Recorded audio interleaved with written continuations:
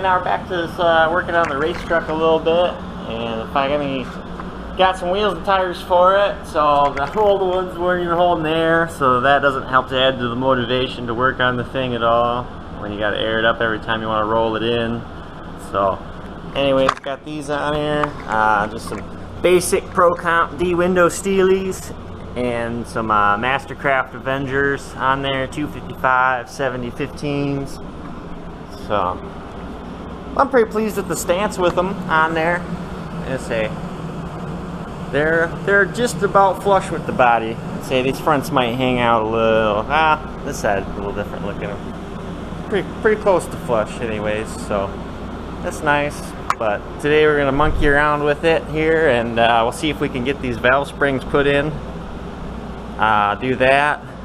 Looks like I might have some kind of critter calling this home.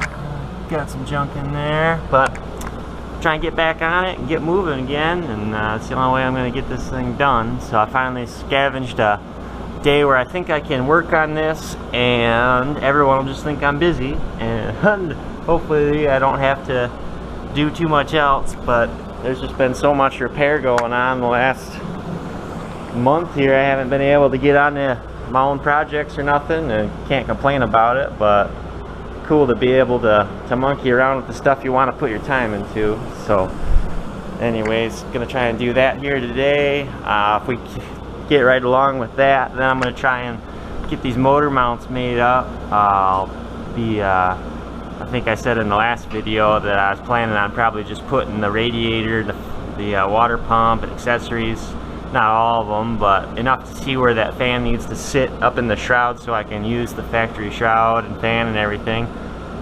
So I might do that, because right now it's still just those factory LS mounts, they're just sitting on the frame right there, just so this way things in here. But we gotta keep moving along, and it's a hot day out there. I think we're gonna be like 85, 90 or something like that. So I got the air conditioner rip-roaring, ready to go. And yeah, try and get going on the old race truck here. See what happens. And hopefully you guys can see. Let me get some more light on there.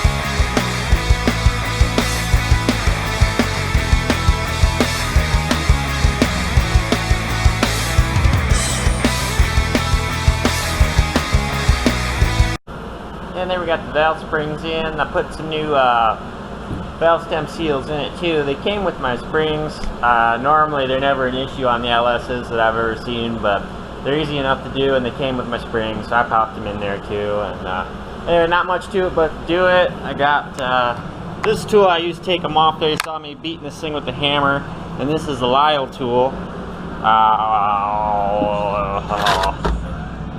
36050 for you, and there's actually 2 sizes, and then I have this piece for this one too. It just depends on what size. But then this guy right here, this is for installing them, and I didn't use it to install mine just because my springs were a little bit taller and I didn't think that I was going to have the ass in me to drive them, so I just used the other, you know, more standard valve spring compressor. But those work really quick to get them off. And then yeah, otherwise you saw me using this here, this old vintage piece, probably available at every auto parts store ever, so pretty common tool there. I think I got this thing from Napa or something. But so there's that. And yeah, so we got springs in there, and that turned out well. I hope so. You know, it ain't running yet, but one day it might.